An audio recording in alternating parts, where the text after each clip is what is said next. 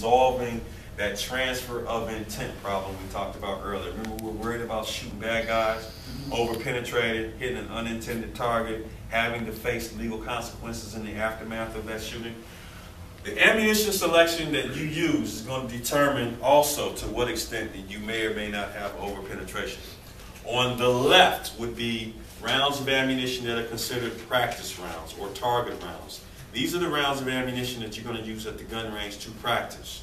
On the right, we got 2 rounds that are called personal protection rounds.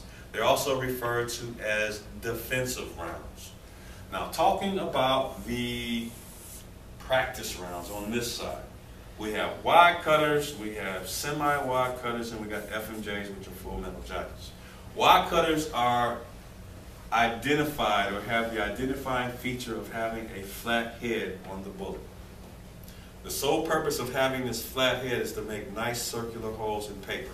So if you're shooting at a target, you're shooting for score, you're trying to have your skills evaluated as to whether you're a marksman or a distinguished expert, shooting wide cutters come in handy because you can clearly see what your score was. A lot of handguns can't shoot these wide cutters because of a design feature. So to enable people to shoot wide cutters, what they have done was they kept the flat head, however they incorporated some beveled edges along the side. These beveled edges better enable that round of ammunition to be cycled or to be fed or to be used on that feed ramp such that they process or use or operate the ammunition more effectively or more easily. So they call it a semi-wide cutter. These 2 rounds, the wide cutter and the semi-wide cutter, aren't very popular or very widely available, but they're out there, so you need to be aware of them. What's typically available is called a full metal jacket. It is distinguished by its ball nose. Typically speaking, an FMJ is a round of ammunition that has a lead core as its base. And what we have around it is a jacket of copper.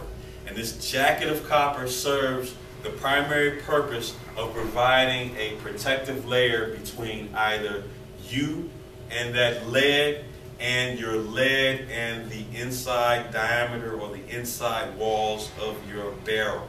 In terms of the protective barrier between you and the lead, let's face it, is a noxious or is a dangerous metal. It is. We use it in ammunition because it's relatively cheap. But you can run into issues with lead exposure over a repeated period of time. One specific range rule that you'll run into a lot when you go to the gun range is do not eat, drink, or smoke while you're at the gun range. That is to reduce your consumption orally of lead. Significant concentrations of lead in the human body have led to some maladies. Some of these issues that can happen from repeated and prolonged ingested lead exposure includes brain retardation, heart and liver failure. So you want to make sure that you do not ingest and eat or drink stuff that might have lead on it, which is why you shouldn't eat, drink, or smoke at a gun range, and most gun ranges will tell you that. The second reason why this jacket of copper is important is because lead is a soft, malleable metal. When you shoot a handgun, it gets really hot in your barrel, and that heat is going to cause this soft, malleable metal to misshape and leave deposits on the inside walls of your barrel. This is called fouling your barrel. When these lead deposits cool off, it becomes very difficult to clean that barrel of that handgun and keep it clean where it's going to still give you true shots, that is, to be able to hit what you're aiming at.